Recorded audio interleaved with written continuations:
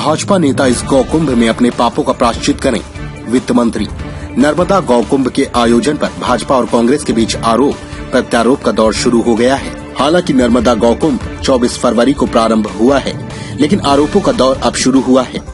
भाजपा के पूर्व प्रदेश अध्यक्ष राकेश सिंह ने जबलपुर में नर्मदा गौकुंभ के आयोजन पर कहा था कि कांग्रेस के नेता इस नर्मदा गौकुंभ में अपने पाप धोने का काम कर रहे हैं, जिसे बेहतर ढंग से करना चाहिए, क्योंकि इसकी सर्वाधिक आवश्यकता उन्हीं को है। नर्मदा हमारी सबकी आस्था का केंद्र है, इस पर राजनीति नहीं होनी चाहिए। इस पर शनिवार को प्रदेश के वित्त मंत्री तरुण भनोत ने राकेश सिंह के बयान पर पलटवार करते हुए कहा कि कांग्रेस शासन ने इस नर्मदा गौकुंभ का आयोजन भाजपा के द्वारा 15 साल तक किए गए पापों को धोने के लिए किया है। पूर्व मुख्यमंत्री शिवराज सिंह के द्वारा हेलीकॉप्टर से नर्मदा परिक्रमा करने और फर्जी तरीके से पौधरोपण करने जैसे पापों को धोने के लिए यह कुंभ किया जा रहा है। हम भाजपा नेताओं से अपील करते हैं कि वे आएं इस नर्मदा कुंभ में और अपने पापों का प्रायश्चित करें। उस घर के समस्त लोगों को कुछ न कुछ वस्तु देके आना चाहिए आते समय। राजा परीक्षित ने जैसे ही मुकुट धारण किया, कलयुग उसके मस्तिष्क में प्रवेश कर गया। जिस राजा के यहाँ हिंसा करना पाप था, वो राजा स्वयं धनुष बाण लेकर के आखेट को चला गया हिंसा करने के लिए, शिकार खेलने के लिए। अपना अपमान समझ करके राजा परीक्षित ने उनके गले में मरा हुआ सर पड़ा।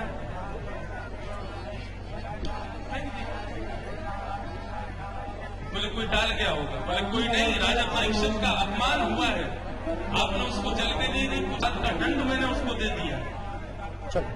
बोले क्या किया तुमने? बोले मैंने उसको 7 दिन में मरने का श्राप दिया।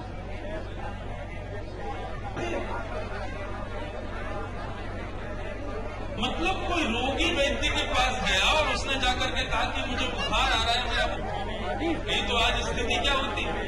ब्राह्मणों के बालक हाथ में लेके 2000 रुपया देने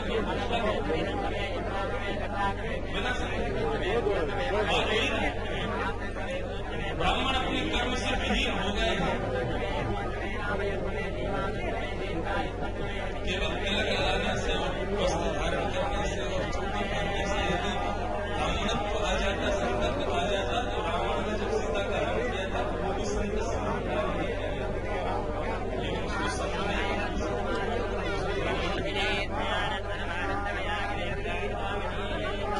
श्री रमन वाले महाराज जी कहते हैं, जितना ध्यान अपने स्वरूप को सजा देने बुद्धि को सजा देने किया हो, वास्तविक। और राज्य गद्दी पर बैठा करके स्वयं राजा वन में चले गए। वन में अनेक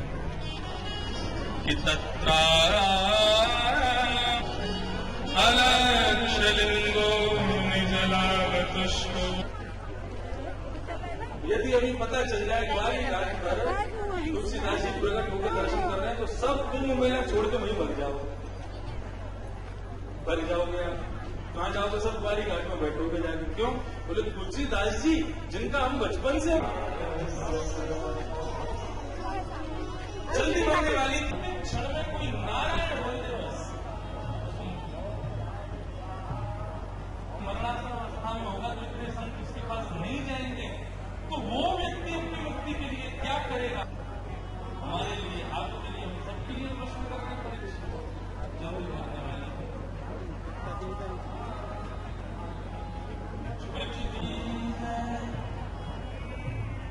सुखदेव जी ने फिर यहाँ पर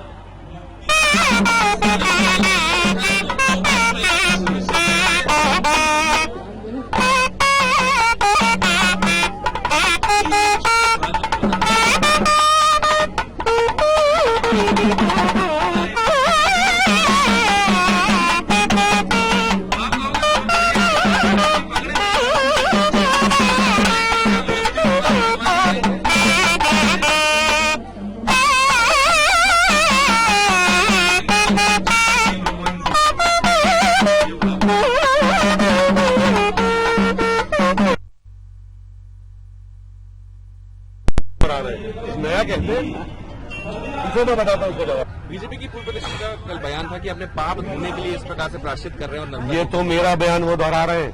कुछ नया बताएं जनता के सामने।